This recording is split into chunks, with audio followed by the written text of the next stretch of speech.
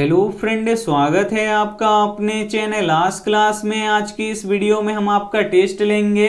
इस टेस्ट में सभी विषयों से काफी महत्वपूर्ण 40 ऑब्जेक्टिव प्रश्न लिया गया है जो आपके बोर्ड परीक्षा के लिए काफी महत्वपूर्ण रहेगा। तो एक भी प्रश्न आप लोग स्किप मत कीजिएगा। टेस्ट को आप लोग बिल्कुल शुरू से लेके अंत तक दीजिएगा और लास्ट में हमें जरूर बताइएगा कि आपका 40 प्रश्नों में से कितना सही हुआ। और चैनल को सब्सक्राइब नहीं किए तो चैनल को सब्सक्राइब कर लीजिएगा और सब्सक्राइब करने के बाद एक बेल आइकन आता है तो बेल आइकन को दबा के ऑल पे कर लीजिएगा ताकि जब भी लाइव क्लास हो तो आपके पास नोटिफिकेशन पहुंचता रहे। तो आइए शुरू करते हैं पहले नंबर प्रश्न से। तो पहला नंबर प्रश्न है कि मैग्नीशियम पाया जाता है। ए ऑप्शन है क्लोरोफिल में, बी ऑप्शन है लाल रक्त में, सी ऑप्शन है वर्णी लवक में, डी ऑप्शन है श्वेत रक्त में। काफी महत्वपूर्ण प्रश्न है ये आपके बोर्ड परीक्षा के लिए। यहाँ पे आपको बताना है कि मैग्नीशियम पाया जाता है तो मैग्नीशियम किस में पाया जाता है, तो मैग्नीशियम क्लोरोफिल में पाया जाता है, इसे आपको याद रखना है। यहाँ पे ए ऑप्शन बिल्कुल ही सही हो जाएगा। एक प्रश्न ये भी पूछा जाता है कि पेड़ पौधों की पत्तियां किसके कारण से हरा दिखाई देती है, तो पेड़ पौधों की पत्तियां क्लोरोफिल के कारण से हरा दिखाई देती है, इसे आपको याद रखना है। एक प्रश्न ये भी पूछा जाता है कि रक्त लाल किसके कारण से दिखाई देता है, तो रक्त लाल हीमोग्लोबिन के कारण से दिखाई देता है, तो इसे भी साथ में आपको याद रखना है। आइए देखते हैं अगला प्रश्न। दो नंबर प्रश्न है कि हिंद स्वराज पुस्तक के लेखक कौन है। ए ऑप्शन है महात्मा गांधी, बी ऑप्शन है जवाहरलाल नेहरू, सी ऑप्शन है सुभाष चंद्र बोस, डी ऑप्शन है रविंद्रनाथ टैगोर। तो यहाँ पे आपको बताना है कि हिंद स्वराज पुस्तक के लेखक कौन है, तो महात्मा गांधी जी हैं, इसे आपको याद रखना है। यहाँ पे ए ऑप्शन बिल्कुल ही सही हो जाएगा। एक प्रश्न ये भी पूछा जाता है कि महात्मा गांधी जी की पत्नी का नाम क्या था, तो कस्तूरबा गांधी था, तो ये भी साथ में आपको याद रखना है। आइए देखते हैं अगला प्रश्न।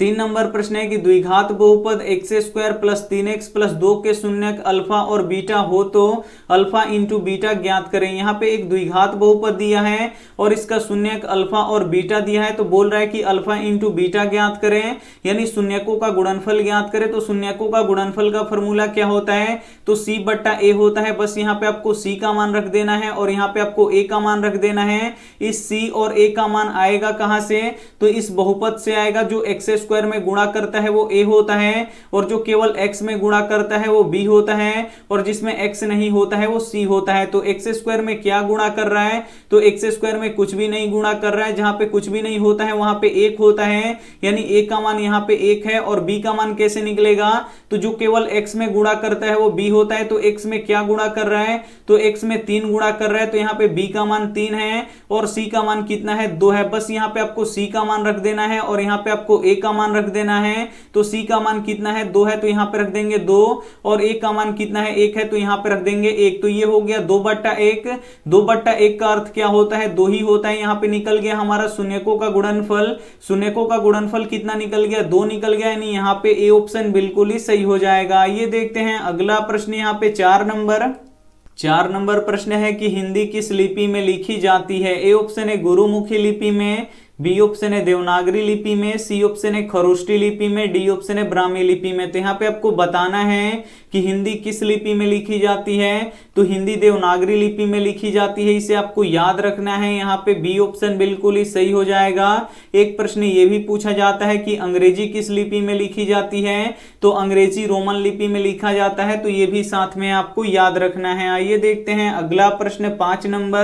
5 नंबर प्रश्न है कि ब्राह्मण के वेश में कर्ण के पास कौन जाता है। ए ऑप्शन है अर्जुन, बी ऑप्शन है कृष्ण, सी ऑप्शन है इंद्र, डी ऑप्शन है कुबेर। तो यहाँ पे आपको बताना है कि ब्राह्मण के वेश में कर्ण के पास कौन जाता है, तो भगवान इंद्र जाते हैं, इसे आपको याद रखना है। यहाँ पे सी ऑप्शन बिल्कुल ही सही हो जाएगा। और क्यों जाते हैं, तो कवच और कुंडल को दान में लेने के लिए जाते हैं, तो ये भी साथ में आपको याद रखना है। काफी महत्वपूर्ण 40 ऑब्जेक्टिव प्रश्न हैं, तो प्लीज आप लोग टेस्ट को शुरू से लेके अंत तक दीजिएगा और लास्ट में हमें जरूर बताइएगा कि आपका 40 प्रश्नों में से कितना सही हुआ। और वीडियो को लाइक नहीं किए तो प्लीज आप लोग वीडियो को लाइक भी कर दीजिएगा।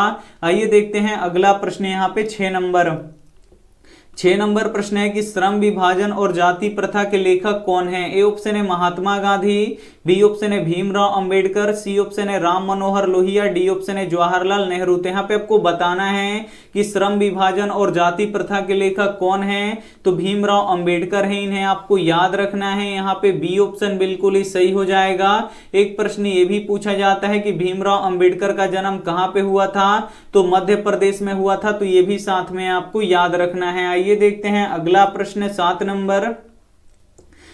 नंबर प्रश्न है कि सभी अम्लों में पाया जाता है। ए ऑप्शन है ऑक्सीजन, बी ऑप्शन है हाइड्रोजन, सी ऑप्शन है कैल्शियम, डी ऑप्शन है नाइट्रोजन। तो यहाँ पे आपको बताना है कि सभी अम्लों में पाया जाता है, तो सभी अम्लों में हाइड्रोजन पाया जाता है, इसे आपको याद रखना है। यहाँ पे बी ऑप्शन बिल्कुल ही सही हो जाएगा। आइए देखते हैं अगला प्रश्न 8 नंबर प्रश्न है कि दक्षिण भारत की सबसे बड़ी नदी घाटी परियोजना निम्न में से कौन सा है। ए ऑप्शन है तुंगभद्रा, बी ऑप्शन है अमरावती, सी ऑप्शन है चंबल, डी ऑप्शन है हीराकुंड। काफी महत्वपूर्ण प्रश्न है ये आपके बोर्ड परीक्षा के लिए। यहाँ पे आपको बताना है कि दक्षिण भारत की सबसे बड़ी नदी घाटी परियोजना निम्न में से कौन सा है, तो तुंगभद्रा है, इसे आपको याद रखना है। यहाँ पे ए ऑप्शन बिल्कुल ही सही हो जाएगा।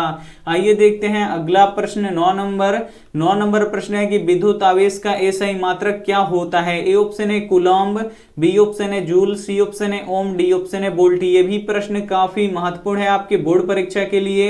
यहाँ पे आपको बताना है कि विद्युत आवेश का एसआई मात्रक क्या होता है, तो कूलम्ब होता है, इसे आपको याद रखना है। यहाँ पे ए ऑप्शन बिल्कुल ही सही हो जाएगा। एक प्रश्न ये भी पूछा जाता है कि प्रतिरोध का एसआई मात्रक क्या होता है, तो प्रतिरोध का एसआई मात्रक ओम होता है, तो इसे भी साथ में आपको याद रखना है। आइए देखते हैं अगला प्रश्न 10 नंबर प्रश्न है कि 10, 12, 14 का 12वां पद ज्ञात करें। यहाँ पे एक एपी दिया है, इस एपी का आपको 12वां पद ज्ञात करना है। तो 12वां पद का फॉर्मूला क्या होता है, तो 12वां पद का फॉर्मूला a प्लस यहाँ पे 11d होता है, इसे आपको याद रखना है।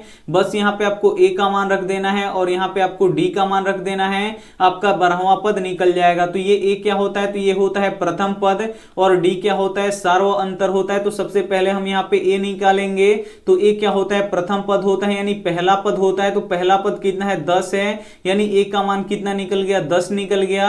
अब यहाँ पे हम d निकालेंगे, d कैसे निकलता है, तो दूसरे पद में से पहले पद को घटाना पड़ता है। तो दूसरा पद कितना है, 12 है, तो यहाँ पे लिख देंगे 12, और पहला पद कितना है, 10 है, तो यहाँ पे लिख देंगे 10। अब इसे घटाएंगे तो 12 में से 10 घटेगा तो कितना बचेगा, 2 बचेगा। तो a का मान यहाँ पे निकल गया हमारा 10, और d का मान कितना निकल गया, 2 निकल गया। बस इसमें रख दीजिए आप लोग। तो यहाँ पे देखिए a का मान 10 है, तो यहाँ पर रख देंगे 10, प्लस है तो प्लस 11 है तो 11, और ये गुणा में रहता है तो इसलिए यहाँ पे गुणा का चिन्ह देंगे। अब यहाँ पे देखिए d का मान कितना निकला है, 2 निकला है, तो यहाँ पे लिख देंगे 2। सबसे पहले आपको अब गुणा करना पड़ेगा, उसके बाद जोड़ना पड़ेगा। तो यहाँ पे देखिए 10 प्लस 11 दूनी कितना हो जाएगा, यहाँ पे 22 हो जाएगा। अब आपको क्या करना है, 10 और 22 को जोड़ देना है, तो जोड़िएगा तो कितना आ जाएगा, ये 32 आ जाएगा। यानी आपका 12वां पद कितना निकल गया, 32 निकल गया। यानी यहाँ पे बी ऑप्शन बिल्कुल ही सही हो जाएगा। काफी महत्वपूर्ण प्रश्न है, तो प्लीज आप लोग टेस्ट को एकदम शुरू से लेके अंत तक दीजिएगा और लास्ट में हमें जरूर बताइएगा कि आपका कितना सही हुआ। आइए देखते हैं अगला प्रश्न 11 नंबर प्रश्न है कि कुटपाद किसमें पाया जाता है। ए ऑप्शन है पैरामीशियम में, बी ऑप्शन है यूग्लिना में, सी ऑप्शन है अमीबा में, डी ऑप्शन है केचुआ में। तो यहाँ पे आपको बताना है कि कुटपाद किसमें पाया जाता है, तो कुटपाद अमीबा में पाया जाता है, इसे आपको याद रखना है। यहाँ पे सी ऑप्शन बिल्कुल ही सही हो जाएगा। एक प्रश्न ये भी पूछा जाता है कि द्विखंडन किसमें होता है, तो द्विखंडन अमीबा में होता है, इसे भी आपको याद रखना है। आइए देखते हैं अगला प्रश्न यहाँ पे 12 नंबर प्रश्न है कि महात्मा गांधी अपना राजनीतिक गुरु किसे मानते हैं। ए ऑप्शन है बाल गंगाधर तिलक को, बी ऑप्शन है गोपाल कृष्ण गोखले को, सी ऑप्शन है लाला लाजपत राय को, डी ऑप्शन है सुरेंद्र नाथ बनर्जी को। तो यहाँ पे आपको बताना है कि महात्मा गांधी अपना राजनीतिक गुरु किसे मानते हैं, तो गोपाल कृष्ण गोखले को मानते हैं, इसे आपको याद रखना है। यहाँ पे बी ऑप्शन बिल्कुल ही सही हो जाएगा। आइए देखते हैं अगला प्रश्न 13 नंबर प्रश्न है कि पटना में बहुत बार कौन आए। ए ऑप्शन है महावीर, बी ऑप्शन है अकबर, सी ऑप्शन है दशरथ, डी ऑप्शन है भगवान बुद्ध। तो यहाँ पे आपको बताना है कि पटना में बहुत बार कौन आए, तो पटना में बहुत बार भगवान बुद्ध आए, इसे आपको याद रखना है। यहाँ पे डी ऑप्शन बिल्कुल ही सही हो जाएगा। और पटना का पुराना नाम क्या है, तो पाटलिपुत्र है, तो ये भी साथ में आपको याद रखना है। आइए देखते हैं अगला प्रश्न 14 नंबर प्रश्न है कि बहादुर कहाँ का रहने वाला था। ए ऑप्शन है बिहार का, बी ऑप्शन है उत्तर प्रदेश का, सी ऑप्शन है नेपाल का, डी ऑप्शन ऑप्शन है भूटान का। तो यहाँ पे आपको बताना है कि बहादुर कहाँ का रहने वाला था, तो बहादुर नेपाल का रहने वाला था, इसे आपको याद रखना है। यहाँ पे सी ऑप्शन बिल्कुल ही सही हो जाएगा। और बहादुर का पूरा नाम क्या था, तो दिल बहादुर था, तो ये भी साथ में आपको याद रखना है। आइए देखते हैं अगला प्रश्न 15 नंबर प्रश्न है, निम्न में से कौन विद्युत रोधी पदार्थ है? ए ऑप्शन है लोहा, बी ऑप्शन है सोना, सी ऑप्शन है ग्रेफाइट, डी ऑप्शन है कागज। तो यहाँ पे आपको बताना है कि निम्न में से कौन विद्युत रोधी पदार्थ है। विद्युत रोधी पदार्थ किसे कहते हैं, तो जिससे विद्युत धारा प्रवाहित नहीं होता है उसे विद्युत रोधी पदार्थ कहते हैं। तो जो कागज होता है ये विद्युत रोधी पदार्थ होता है, इसे आपको याद रखना है। यहाँ पे डी ऑप्शन बिल्कुल ही सही हो जाएगा। आइए देखते हैं अगला प्रश्न 16 नंबर प्रश्न है कि बी स्क्वायर माइनस 4ac को क्या कहा जाता है? ए ऑप्शन है शून्य, बी ऑप्शन है विविध कर, सी ऑप्शन है गुणांक, डी ऑप्शन है अशून्य। तो यहाँ पे आपको बताना है कि बी स्क्वायर माइनस 4ac को क्या कहते हैं, तो बी स्क्वायर माइनस 4ac को विविध कर या विवेचक कहते हैं, इसे आपको याद रखना है। यहाँ पे बी ऑप्शन बिल्कुल ही सही हो जाएगा। आइए देखते हैं अगला प्रश्न 17 नंबर प्रश्न है कि सिद्धम क्या है? ए ऑप्शन है मंत्र, बी ऑप्शन है सिद्ध योगी, सी ऑप्शन है साधु, डी ऑप्शन है एक प्रकार की लिपि। तो यहाँ पे आपको बताना है कि सिद्धम क्या है, तो सिद्धम एक प्रकार की लिपि है, इसे आपको याद रखना है। काफी महत्वपूर्ण प्रश्न है, यहाँ पे डी ऑप्शन बिल्कुल ही सही हो जाएगा। आइए देखते हैं अगला प्रश्न 18 नंबर प्रश्न है कि 1905 में बंगाल विभाजन किसके समय पर हुआ था? ए ऑप्शन है लॉर्ड कर्जन के समय पर, बी ऑप्शन है लॉर्ड रिपन के समय पर, सी ऑप्शन है लॉर्ड लीटन के समय पर, डी ऑप्शन है लॉर्ड डलहौजी के समय पर। तो यहाँ पे आपको बताना है कि बंगाल विभाजन कब हुआ था, किसके समय में हुआ था, तो लॉर्ड कर्जन के समय में हुआ था, इसे आपको याद रखना है। यहाँ पे ए ऑप्शन बिल्कुल ही सही हो जाएगा। एक प्रश्न ये भी पूछा जाता है कि बंगाल विभाजन कब हुआ था, तो 1905 में हुआ था, तो ये भी साथ में आपको याद रखना है। आइए देखते हैं अगला प्रश्न 19 नंबर प्रश्न है कि सबसे कठोर पदार्थ कौन सा है? ए ऑप्शन है हीरा, बी ऑप्शन है सोना, सी ऑप्शन है चांदी, डी ऑप्शन है लोहा। तो यहाँ पे आपको बताना है कि सबसे कठोर पदार्थ कौन सा है, तो सबसे कठोर पदार्थ हीरा है, इसे आपको याद रखना है। यहाँ पे ए ऑप्शन बिल्कुल ही सही हो जाएगा। और जो हीरा होता है ये अधातु होता है, तो ये भी साथ में आपको याद रखना है। आइए देखते हैं अगला प्रश्न 20 नंबर प्रश्न है कि सरस्वती का कुलगृह कौन सा नगर है? ए ऑप्शन है भागलपुर, बी ऑप्शन है नालंदा, सी ऑप्शन है पाटलिपुत्र, डी ऑप्शन है दरभंगा। तो यहाँ पे आपको बताना है कि सरस्वती का कुलगृह कौन सा नगर है, तो पाटलिपुत्र है, इसे आपको याद रखना है। काफी महत्वपूर्ण प्रश्न है, यहाँ पे सी ऑप्शन बिल्कुल ही सही हो जाएगा। आइए देखते हैं अगला प्रश्न 21 नंबर प्रश्न है कि किस नदी के बांध के नीचे लक्ष्मी का घर था? ए ऑप्शन है गंगा, बी ऑप्शन है यमुना, सी ऑप्शन है सरस्वती, डी ऑप्शन है देवी। काफी महत्वपूर्ण प्रश्न है ये आपके बोर्ड परीक्षा के लिए। यहाँ पे आपको बताना है कि किस नदी के बांध के नीचे लक्ष्मी का घर था, तो देवी नदी के बांध के नीचे लक्ष्मी का घर था, इसे आपको याद रखना है। यहाँ पे डी ऑप्शन बिल्कुल ही सही हो जाएगा। काफी महत्वपूर्ण 40 ऑब्जेक्टिव प्रश्न है, तो प्लीज आप लोग टेस्ट को शुरू से लेके अंत तक दीजिएगा। और वीडियो को लाइक नहीं किए तो प्लीज आप लोग वीडियो को लाइक भी कर दीजिएगा। आइए देखते हैं अगला प्रश्न 22 नंबर प्रश्न है कि 3x square plus 2x minus x बराबर 0 का विवेचक ज्ञात करें। यहाँ पे इसका आपको क्या करना है कि विवेचक निकालना है। तो विवेचक का फॉर्मूला क्या होता है, तो बी स्क्वायर माइनस 4ac होता है। तो बस यहाँ पे आपको b का मान रखना है, यहाँ पे a का मान रख देना है, यहाँ पे c का मान रख देना है। तो ये a, b और c का मान आएगा कहां से, तो इस द्विघात समीकरण से आएगा। जो एक्स स्क्वायर में गुणा करता है वो a होता है, और जो केवल x में गुणा करता है वो b होता है, और जिसमें x y कुछ भी नहीं होता है वो c होता है। तो यहाँ पे देखिए a का मान कितना है, एक्स स्क्वायर में क्या गुणा कर रहा है, 3 गुणा कर रहा है, यानी a का मान यहाँ पे 3 है, और b का मान यहाँ पे आप लोग देख सकते हैं 2 है, और c का मान कितना है, तो -1 है। यहाँ पे देखिए जो c है वो किस में है, -1 में है, तो यहाँ पे c का मान -1 लिखेंगे, बस इसमें आपको रख देना है। b का मान कितना है, 2 है, लेकिन यहाँ पे इसका स्क्वायर है तो हम भी इसका स्क्वायर कर देंगे, माइनस है तो माइनस है, 4 है तो 4 और गुणे ए का मान कितना है, तो 3 है, तो यहाँ पे लिख दीजिए 3, और सी का मान कितना है, -1 है, तो यहाँ पे लिख दीजिए -1। 2 का स्क्वायर कितना होता है, 4 होता है। अब यहाँ पे देखिए माइनस और माइनस क्या हो जाएगा, प्लस हो जाएगा। 4 3 कितना हो जाएगा, 12। 12 में 1 से गुणा कीजिएगा तो ये 12 ही रह जाएगा। अब यहाँ पे देखिए 4 और 12 जोड़ेंगे तो कितना हो जाएगा, 16 हो जाएगा। यानी हमारा विवेचक कितना निकल गया, तो हमारा विवेचक 16 निकल गया। यानी यहाँ पे बी ऑप्शन बिल्कुल ही सही हो जाएगा। ये देखते हैं अगला प्रश्न 23 नंबर।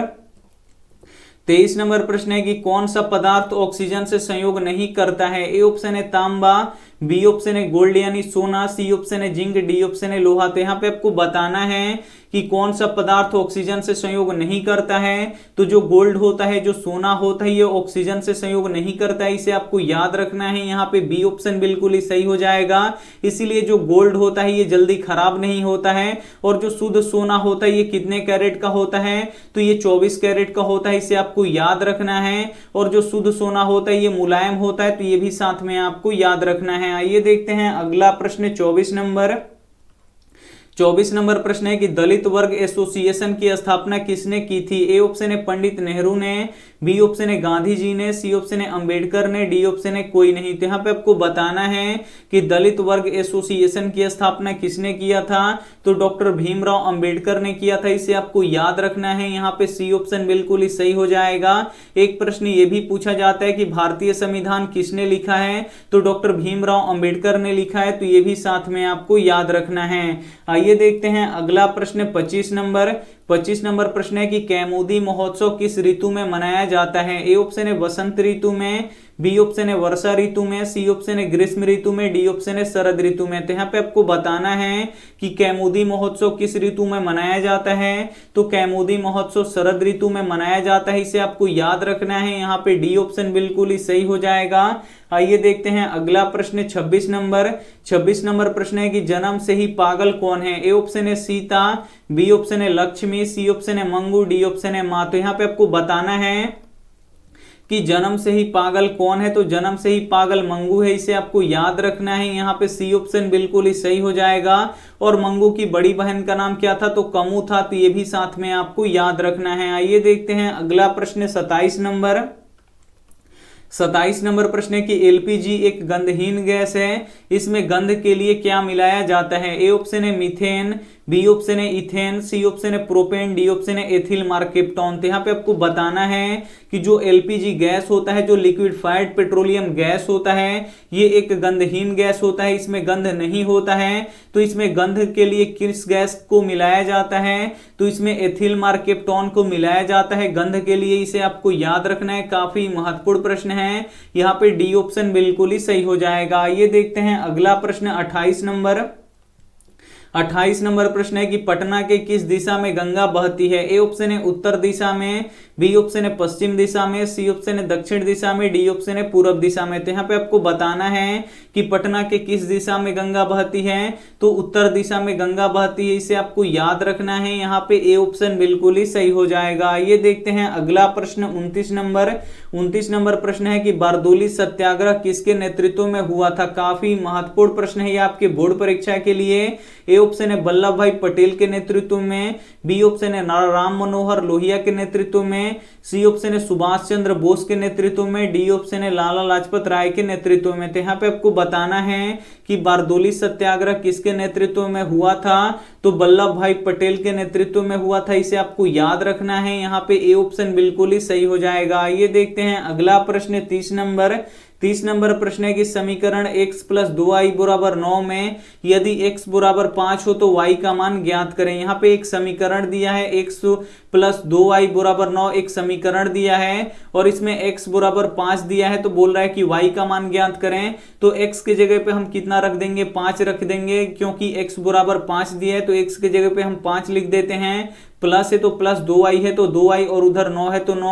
अब आपको y का मान निकालना है, तो जो ये प्लस y है इसको बराबर के उधर भेजना पड़ेगा, तो इधर बच जाएगा हमारा 2y, और उधर सबसे पहले यहाँ पे 9 है, और यहाँ पे देखिए +5 जब बराबर के उधर जाएगा तो यहाँ पे -5 हो जाएगा। अब इसे आपको घटा लेना है, तो यहाँ पे देखिए 2y बराबर कितना हो जाएगा, यहाँ पे देखिए 9 में से 5 जाएगा तो 4 बचेगा। अब यहाँ पे देखिए 2 इधर गुणा कर रहा है, तो इधर आके भाग करेगा नहीं, y बराबर क्या हो जाएगा, 4/2 हो जाएगा। जब इसे कटाइएगा तो ये दो बार में कट जाएगा, नहीं y का मान कितना निकल जाएगा, 2 निकल जाएगा, यानी यहाँ पे बी ऑप्शन बिल्कुल ही सही हो जाएगा। तो उम्मीद करते हैं ये भी प्रश्न आपको काफी अच्छी तरीके से समझ में आ गया होगा। आइए देखते हैं अगला प्रश्न 31 नंबर। 31 नंबर प्रश्न है कि साधारण नमक का रासायनिक सूत्र क्या होता है। यहाँ पे आपको बताना है कि जो साधारण नमक होता है इसका रासायनिक सूत्र क्या होता है, तो NaCl होता है, इसे आपको याद रखना है। यहाँ पे ए ऑप्शन बिल्कुल ही सही हो जाएगा। आइए देखते हैं अगला प्रश्न 32 नंबर। 32 नंबर प्रश्न है कि खोखा नाउम्मीद बुढ़ापे का क्या था। ए ऑप्शन है आंखों का तारा, बी ऑप्शन है सहारा, सी ऑप्शन है आंखों की किरकिरी, डी ऑप्शन है इनमें से कोई नहीं। तो यहाँ पे आपको बताना है कि खोखा नाउम्मीद बुढ़ापे का क्या था, तो सहारा था, इसे आपको याद रखना है। यहाँ पे बी ऑप्शन बिल्कुल ही सही हो जाएगा। ये देखते हैं अगला प्रश्न 33 नंबर। 33 नंबर प्रश्न है कि भारतीय राष्ट्रीय कांग्रेस की स्थापना किस वर्ष हुआ था। ए ऑप्शन है 1885 में, बी ऑप्शन है 1890 में, सी ऑप्शन है 1895 में, डी ऑप्शन है 1900 में। तो यहाँ पे आपको बताना है कि भारतीय राष्ट्रीय कांग्रेस की स्थापना किस वर्ष हुआ था, तो 1885 ईस्वी में हुआ था, इसे आपको याद रखना है। यहाँ पे ए ऑप्शन बिल्कुल ही सही हो जाएगा। और किसने किया था, तो A.O. ह्यूम ने किया था, तो ये भी साथ में आपको याद रखना है। आइए देखते हैं अगला प्रश्न 34 नंबर। 34 नंबर प्रश्न है कि मुद्रा राक्षस किसकी रचना है। ए ऑप्शन है अश्वघोष की, बी ऑप्शन है भारवी की, सी ऑप्शन है विशाखदत्त की, डी ऑप्शन है माघ की। तो यहाँ पे आपको बताना है कि मुद्रा राक्षस किसकी रचना है, तो विशाखदत्त की रचना है, इसे आपको याद रखना है। यहाँ पे सी ऑप्शन बिल्कुल ही सही हो जाएगा। ये देखते हैं अगला प्रश्न 35 नंबर। 35 नंबर प्रश्न है कि पराबैंगनी किरण को छानने का कार्य कौन करता है। ए ऑप्शन है ओजोन परत, बी ऑप्शन है वायुमंडल, सी ऑप्शन है जलमंडल, डी ऑप्शन है इनमें से कोई नहीं। तो यहाँ पे आपको बताना है कि पराबैंगनी किरण को छानने का कार्य कौन करता है, तो ओजोन परत करता है, इसे आपको याद रखना है। यहाँ पे ए ऑप्शन बिल्कुल ही सही हो जाएगा। और पराबैंगनी किरण से कौन सा रोग होता है, तो त्वचा कैंसर होता है, तो ये भी साथ में आपको याद रखना है। आइए देखते हैं अगला प्रश्न 36 नंबर। 36 नंबर प्रश्न है कि द्विघात बहुपद का व्यापक रूप क्या होता है। यहाँ पे आपको बताना है कि द्विघात बहुपद का व्यापक रूप क्या होता है, तो ये होता है ax² प्लस bx प्लस सी होता है, इसे आपको याद रखना है। जो x² में गुणा करता है वो a होता है, और जो केवल x में गुणा करता है वो b होता है, और जिसमें x नहीं होता है वो c होता है, तो इसे भी साथ में आपको याद रखना है। तो यहाँ पे पूछा गया है कि द्विघात बहुपद का व्यापक रूप क्या होता है, तो ax² plus bx plus c होता है, इसे आपको याद रखना है। यहाँ पे ए ऑप्शन बिल्कुल ही सही हो जाएगा। आइए देखते हैं अगला प्रश्न 37 नंबर। 37 नंबर प्रश्न है कि हंगरी की राजधानी कहाँ है। ए ऑप्शन है बुडापेस्ट, बी ऑप्शन है रोम, सी ऑप्शन है पेरिस, डी ऑप्शन है मॉस्को। तो यहाँ पे आपको बताना है कि हंगरी की राजधानी कहाँ है, तो हंगरी की राजधानी बुडापेस्ट है, इसे आपको याद रखना है। यहाँ पे ए ऑप्शन बिल्कुल ही सही हो जाएगा। आइए देखते हैं अगला प्रश्न 38 नंबर।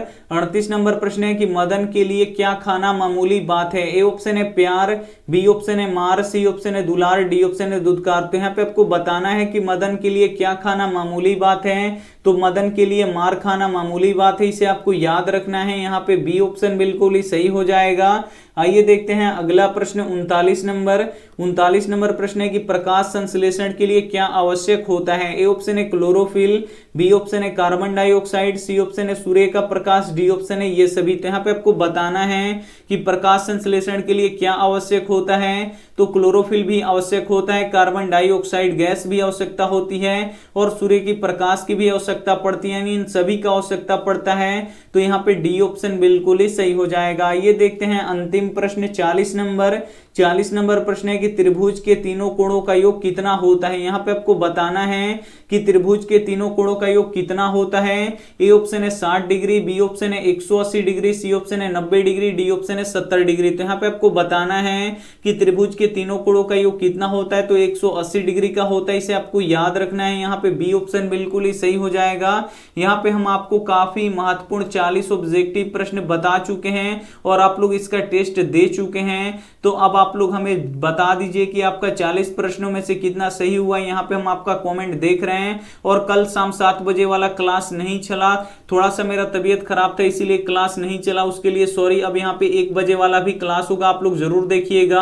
आप लोग जल्दी से बता दीजिए कि आपका 40 प्रश्नों में से कितना सही हुआ, और आप ये भी साथ में बताइएगा कि ये क्लास आपको कैसा लगा। आप लोग कमेंट बॉक्स में जरूर लिखिएगा कि ये क्लास आपको कैसा लगा। यहाँ पे देखिए आपके लिए होमवर्क प्रश्न है कि मछलियां किस अंग से श्वसन करती हैं। ए ऑप्शन है फेफड़ों से, बी ऑप्शन है ट्रैकिया से, सी ऑप्शन है कोशिका झिल्ली से, डी ऑप्शन है गिल्स से। तो इसमें से जो भी ऑप्शन आपको सही लगे वो आप हमें कमेंट करके जरूर बताइएगा, और साथ में ये भी बताइएगा कि ये क्लास आपको कैसा लगा। वीडियो को लाइक नहीं किए तो प्लीज आप लोग वीडियो को लाइक कीजिएगा, अपने दोस्तों के पास इस वीडियो को जरूर शेयर कीजिएगा। चैनल को सब्सक्राइब नहीं किए तो चैनल को सब्सक्राइब करके बेल आइकन को ऑल पे दबा लीजिएगा, ताकि जब भी लाइव क्लास हो तो आपके पास नोटिफिकेशन पहुंचता रहे। थैंक यू फॉर वॉचिंग, मिलते हैं अगली वीडियो में, तब तक अपना ध्यान रखिए, मन लगा के पढ़ाई कीजिए। Take care and bye.